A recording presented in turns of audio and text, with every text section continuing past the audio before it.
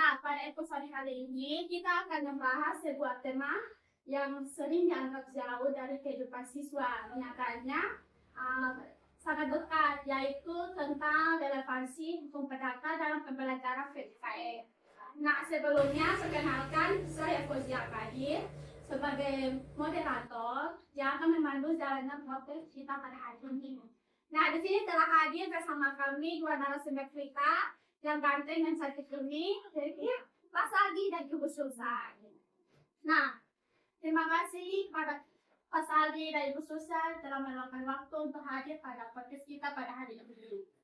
Nah, teman-teman, sebelum kita membahas lebih jauh terkait tema kita pada podcast hari ini, kita persilakan Pak Saldi dan Ibu Susan untuk memperkenalkan diri lebih spesifik.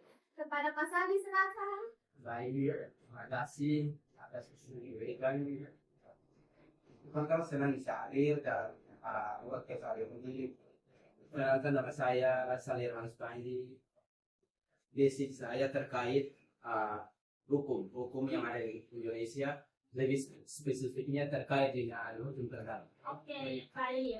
Kita lanjut pada narasumber kedua, yaitu Ibu Susan, silakan Ibu. Hai, terima kasih atas kebersamaan. Perkenalkan, nama saya Fani Amaro. Saya sebagai dosen dari Universitas Nusa Tenggara. Tugas saya adalah pendidikan, pengisian dan kewarganegaraan. Nah, selain itu saya juga sering mengikuti tentang isu-isu tentang yang berkaitan dengan kewarganegaraan. Oke, baik. Terima kasih pada Ibu Susan dan Pak Saldi. Karena memang basic dari Bapak Ibu ini merupakan inti dari pembicaraan kita pada hari ini, di mana kita akan melihat lebih jauh terkait relevansi antara hubungan timbal balik dari hukum perdata dengan pembelajaran PPKN. Oke, baik. Bapak Saldi dan Ibu Susan, seperti yang saya ketahui, dalam pembelajaran PPKN ini, hukum perdata juga yang harus saya tahu yang saya itu banget soal kebahagiaan dan penting yang perlu untuk dipelajari oleh mahasiswa maupun PPKL. Nah, selain itu juga dalam konsep maupun praktiknya hukum perdata juga harus mengedepankan asas-asas maupun prinsip-prinsip yang sesuai dengan nilai-nilai Pancasila, sehingga hal ini membuat saya adanya hubungan timbal balik antara pembelajaran PPKN dan juga hukum perdata. Nah, untuk mengetahui relevansi antara kedua bidang tersebut, saya mengajak Bapak Saldi dan Ibu Susan untuk kita sharing bersama-sama. Nah, di sini saya juga punya beberapa pertanyaan ya mengenai tema kita pada hari ini. Di sini saya langsung saja bertanya kepada Pak Susan dan Pak Saldi dan Ibu Susan, mohon maaf. Nah, di sini begini pertanyaannya kepada Pak Saldi dulu. Bagaimana pandangan Bapak mengenai apa itu hukum perdata dan cakupannya dalam kehidupan sehari-hari? Baik, kalau kita membahas terkait dengan hukum perdata di sini sebenarnya hukum yang mengatur sebuah aturan terkait dengan hubungan antara individu atau badan hukum. Itu sebenarnya menjadi dasar yang terciptanya keteraturan dalam aspek kehidupan sehari-hari, sehingga hukum itu meliputi berbagai aspek terkait kegiatan, kepemilikan, perkawinan, warisan, lain juga hak tanggung jawaban. Artinya sebenarnya hampir itu tidak ada di sana.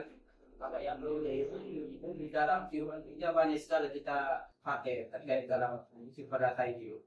Mulai dari cara kita membeli barang, cara kita membuat perjanjian, meminjam uang sama teman, atau kita dalam apa? Misal berada dalam jual beli itu bukan di perdata itu sendiri. Berarti artinya banyak hal-hal sederhana dalam kehidupan kita sehari-hari yang telah kita lakukan mengandung unsur-unsur hukum perdata. Oke, baik. Setelah kita mengetahui secara umum mengenai hukum perdata ini, nah sini saya ingin bertanya kepada Ibu Susan, bagaimana posisi hukum perdata dalam pembelajaran PPKN? Kalau hukum perdata dalam pembelajaran PPKN itu, hukum perdata ini berperan penting ya, karena dalam menegosiasi dua ideologi. Nah, di sini terutama melalui aspek civis moralis atau pembelajaran kenegaraan. Nah, di situ mencakup pemahaman tentang hak, kewajiban, serta hubungan. Oke, artinya dalam konsep pembelajaran PPKN ini, materi tidak hanya pada ranah politik atau penerimaan, tapi juga bagaimana warga negara itu menjalankan peran sosialnya dalam kehidupan bermasyarakat secara etis dan bertanggung jawab. Selain itu juga melalui pemahaman tentang hukum perdata ini, kita dapat mengenal bagaimana aturan mengenai kepemilikan, perjanjian, tanggung jawab, dan tindakan sengketa. Nah, dalam kehidupan sehari-hari, hal ini pun membantu mereka menjadi batasan perilaku yang diperbolehkan dan dilarang. Jadi, serta memahami konsekuensi hukum dari tindakan. Maka tadi artinya hukum perdata ini tidak hanya mengajarkan teori mengenai norma sosial, bertindak sesuai aturan, dan menyelesaikan permasalahan sosial yang berdasarkan keadilan. Berarti juga integrasi hukum perdata itu dalam PPKN ini turut menanamkan hukum sejak dini, sehingga peserta didik itu mampu menjadi warga negara yang taat hukum, memiliki tanggung jawab sosial, serta berkontribusi dalam menciptakan tatanan masyarakat yang harmonis dan berkeadaban. Oke, baik, artinya posisi hukum perdata ini dalam pembelajaran PPKN juga berkontribusi besar ya dalam membentuk karakter mahasiswa, sekaligus juga menanamkan kepatuhan hukum sejak dini. Di sini saya ingin bertanya lagi pada pasal ini dari Ibu Susan mengenai relevansi hukum perdata dengan pendidikan PPKN di sekolah itu. Pada kita kualifikasi relevansi perdata dalam pembelajaran itu sebenarnya sangat signifikan. Terutama dalam membentuk pemahaman serta karakter kita dalam ini terkait kepatuhan dan norma atau aturan yang mengatur hubungan antara individu dan masyarakat. Melalui hukum ini juga sebenarnya siswa itu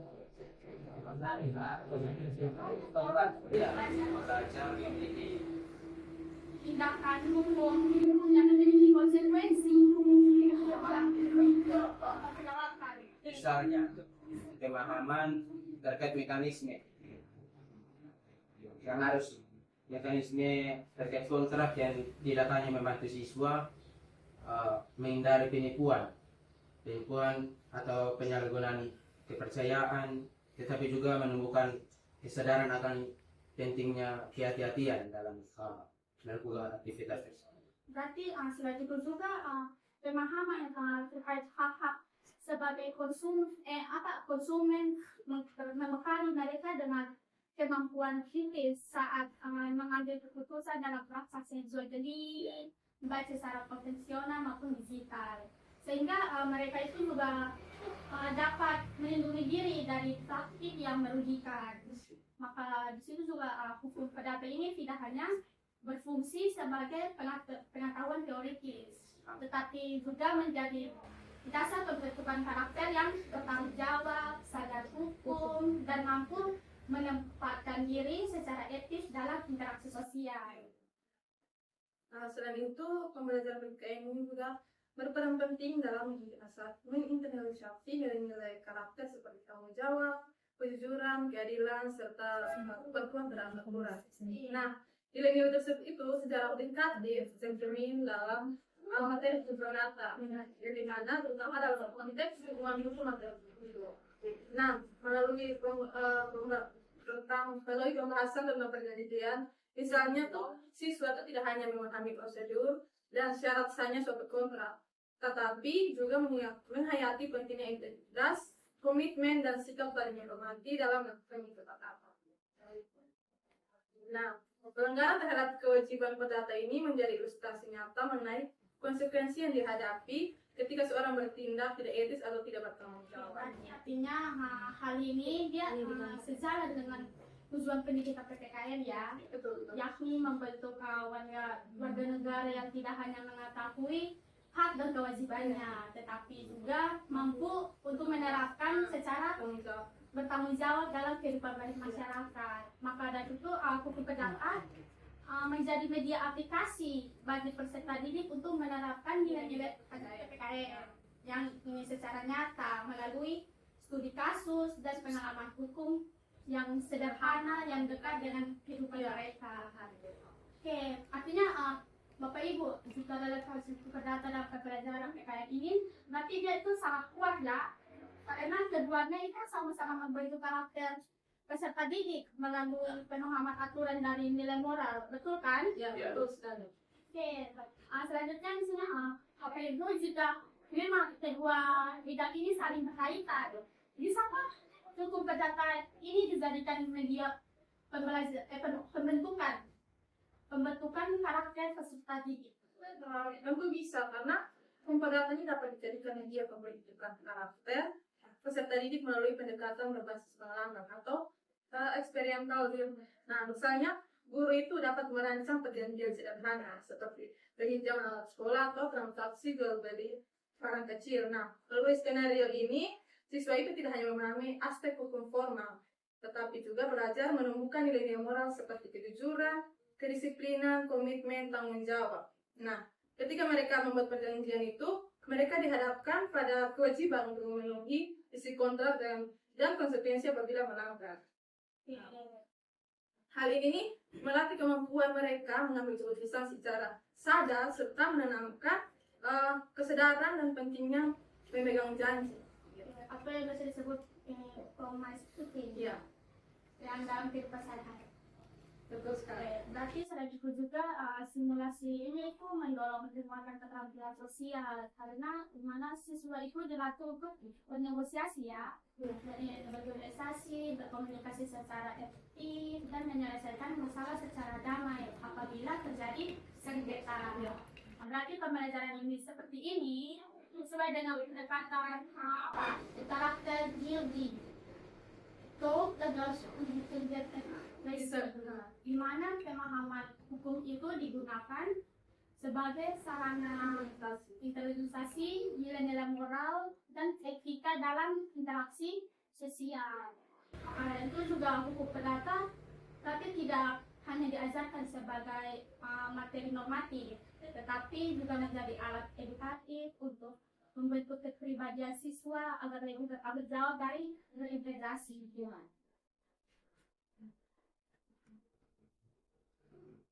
Ya,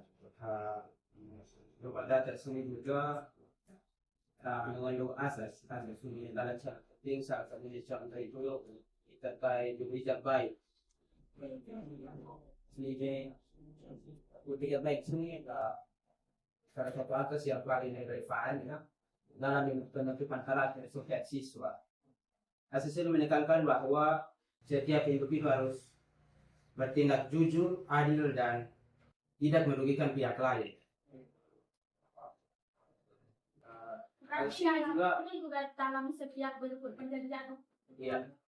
Dia juga menanamkan nilai terkait integritas, kejujuran, empati dan saling menghargai melalui analisis kasus atau diskusi dan refleksif terkait penerapan asas itu etikat baik itu sendiri. Misalnya itu bagaimana Pak?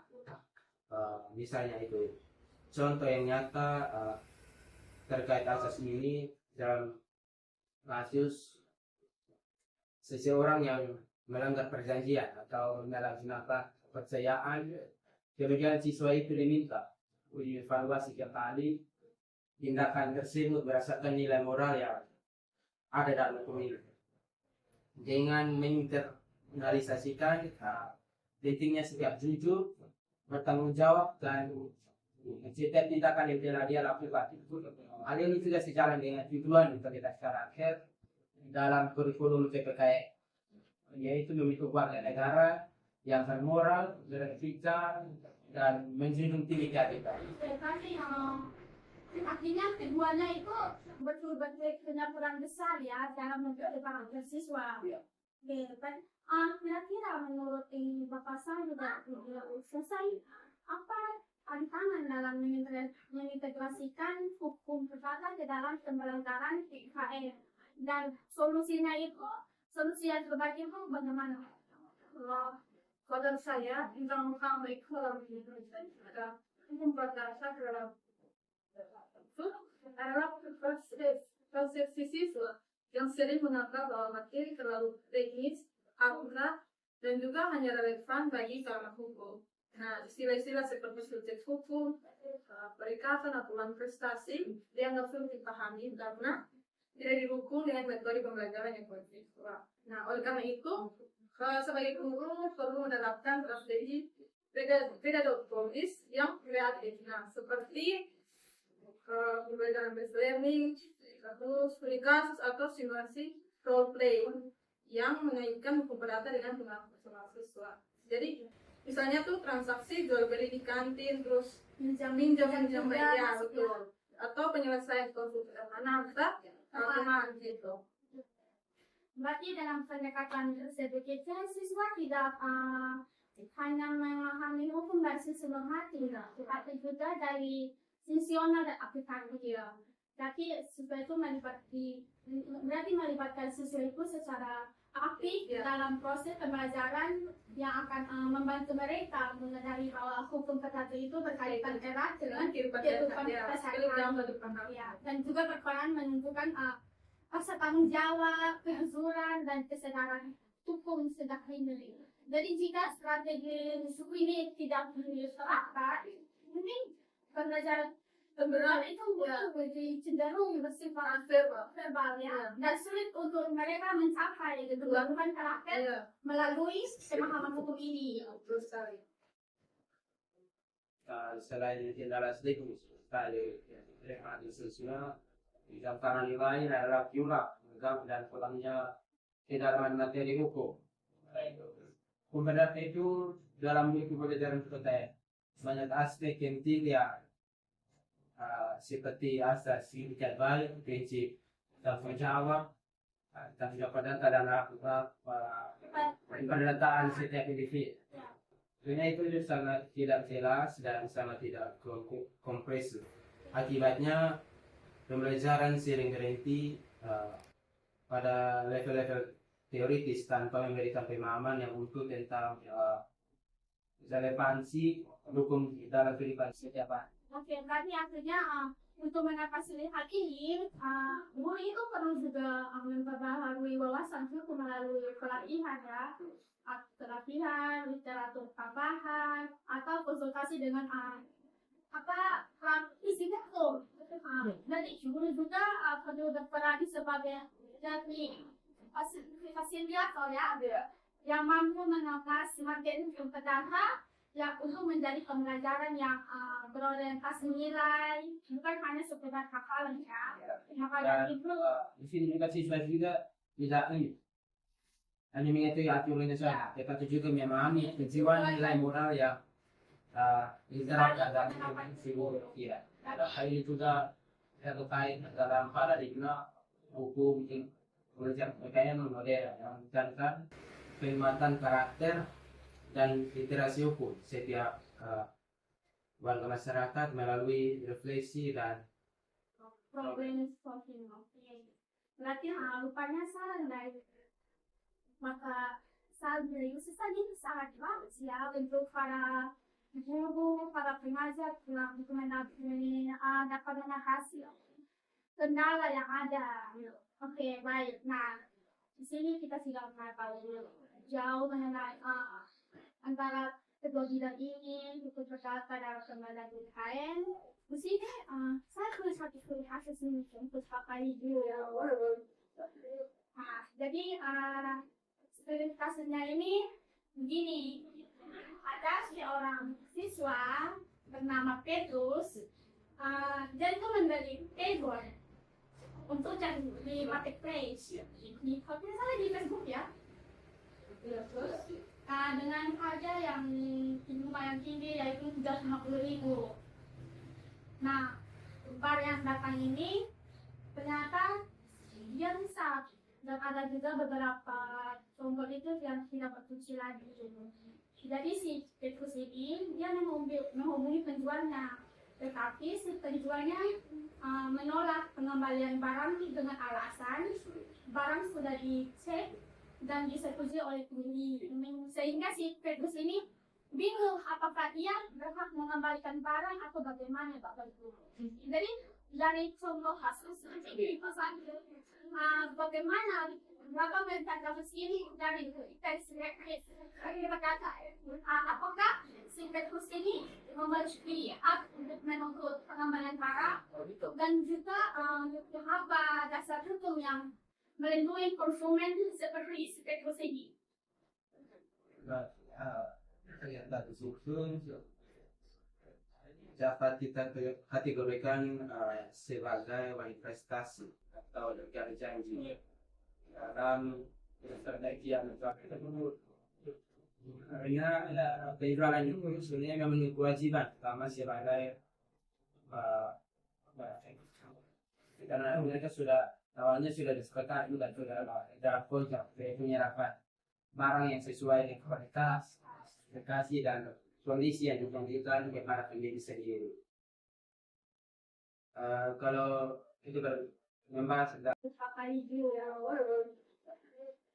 jadi seperti kasusnya ini begini, ada seorang siswa bernama Petrus, dia itu membeli e-board untuk cari di marketplace, kalau tidak salah di Facebook ya.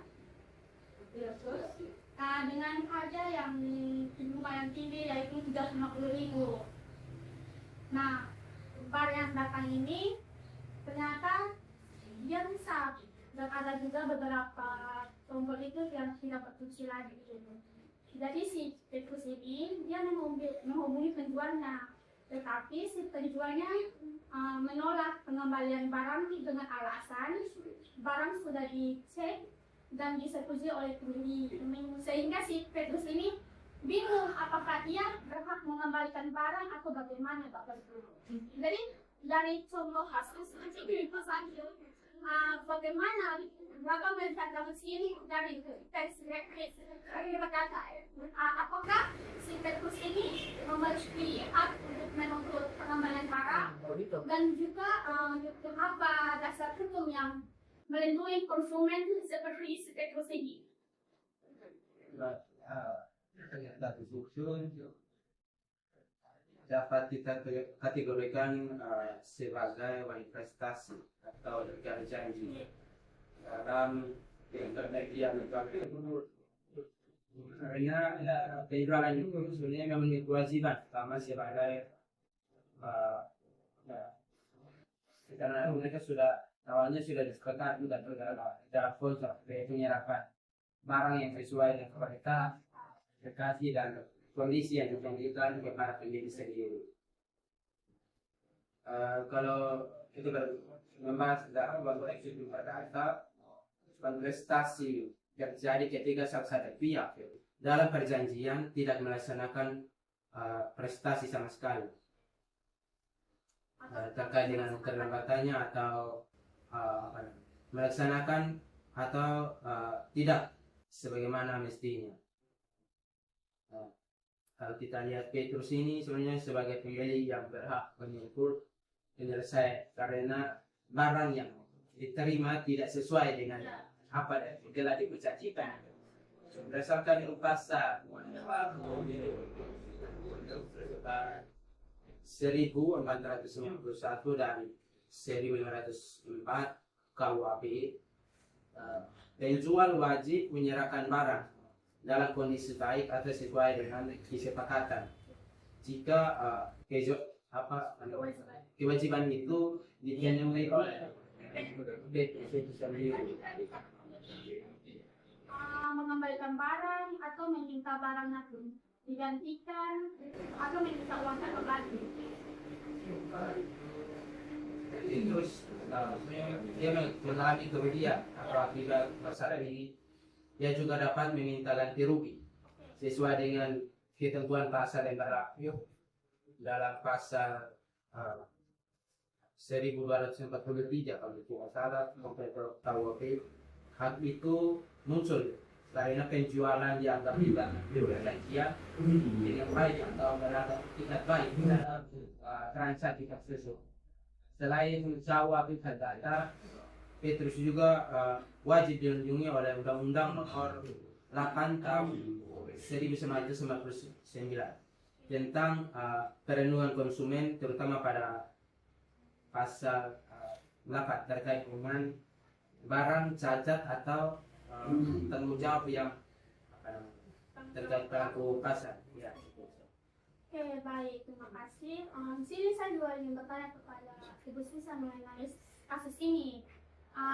Kepada Ibu Sisa, bagaimana Ibu melihat kasus seperti ini nih? Apakah bisa dijadikan pembelajaran di PPKN? Dan apa nilai karakter yang bisa dipetik dari studi kasus ini? Tentu sangat bisa ya, karena dalam kasus ini nih, gue dapat memanfaatkan sistem tersebut sebagai bahan studi. Jadi yang lebih mendalam, di dalam itu sudah menjadikannya pada berbagai aspek PPKN. Nah, misalnya diskusi ini tidak hanya diarahkan pada hak penjual yang konsumen, tetapi juga pada pemahaman mengenai perhitungan hukum baik undang-undang dan undang-undang. Nomor 8 tahun 2019 tentang perlindungan konsumen. Nah, seperti yang dilakukan Pak tadi, siswa itu dapat menguntungkan untuk menganalisis konsumen sanksi digital serta haknya untuk memperoleh kembali barang sesuai kesepakatan. Nah, sementara kewajiban konsumen itu berarti meliputi pembayaran yang tepat waktu. Nah, memberikan informasi yang benar saat bertransaksi. Jadi, jika didiskusikan dengan baik, maka akan menimbulkan pemahaman bagi sisi terkait nilai karakter teguran, yaitu teguran adalah fondasi utama dalam hubungan atau pergaulan. Tanggung jawab juga serta keberanian menyesuaikan hak. Baik, terima kasih ya. Menurut studi kasus ini, nah di sini juga kita sudah membahas cukup jauh ya mengenai hubungan hukum perdata dan pembelajaran PPKN ini. Jadi, sebelum kita menutup podcast kali ini ada kesan atau apa ya? Kesan atau saran atau kesimpulan dari pembahasan kita hari ini. Mungkin dari Mas Andi.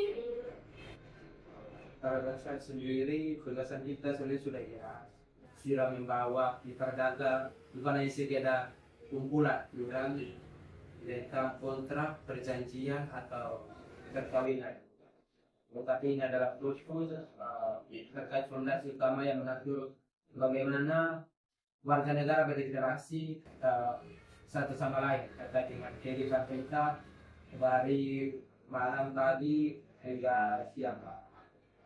Terkait kita membeli barang, menggunakan layanan digital, mengincar uang, bekerjasama dengan negara lain, hingga mengurus keluarga sendiri. Itu semua menjadi alasan mengapa pembahasan terkait hukum perdata penting ditanamkan sejak dini. Bukan juga menjadi ruang strategis untuk memperkenalkan prinsip fundamental seperti etikat baik yang kami sudah dibahas. Di sini memiliki tanggung jawab setiap kita dan keadilan dan kesadaran akan konsekuensi tindakan yang kita buat. Dengan kata lain, relevansi hukum perdata dalam bukan hanya jadi juga namun secara praktis untuk menyusulkan kehidupan kita. Terima kasih. Asal kita saran, tidak sangat hal saya yang mengajar di pendidikan Indonesia terus berkata membantu pesertanya yang mencoba cara yang hanya akan tentang apa yang politik tetapi tidak mampu menangkap hubungan sosial dan baik. Jadi pembelajaran beberapa ini berperan penting dan kejujuran, kedisiplinan, tanggung jawab, serta integritas komitmen dan satu hati serta kebersamaan. Nah, di sini nih PPKN berfungsi sebagai jembatan untuk menghubungkan hukum perdata dan dengan pembentukan gerakan. Jadi dapat kita simpulkan bahwa relevansi untuk hal ini dalam PPKN sangat kuat dan vital ya. Jadi hukum perdata membantu peserta didik dari kehidupan sehari-hari, mulai dari mengelola hak milik, membuat perjanjian sederhana, dan transaksi sederhana, hingga menyelesaikan konflik secara bijaksana. Jadi sementara peserta itu juga memberikan perangkat nilai dan moral sehingga siswa tidak hanya memahami aturan tetapi juga mampu menerapkannya dengan sikap tanggung jawab. Jadi integrasi hukum perdata ini juga dalam PPKN bukan hanya memperkaya materi ya, tetapi juga memperkuat pembentukan karakter. Jadi mulai dari pemahaman hukum perdata, peserta didik dilatih menjadi warga negara yang melek hukum, kritis, bijak dan mampu mengambil keputusan yang benar dalam kehidupan sehari-hari. Oke, baik. Terima kasih kepada dua narasumber kita pada hari ini atas penjelasan yang sangat komprehensif, mendalam dan juga menjadi arti. Semoga diskusi ini memberi manfaat saya sebagai pendidik, mahasiswa maupun masyarakat yang ingin memahami peran penting hukum dalam kehidupan berbangsa dan bernegara. Oke, baik teman-teman, saya selaku moderator mengucapkan terima kasih atas perhatian pendengar semua. Sampai jumpa di episode kita selanjutnya. Dadah!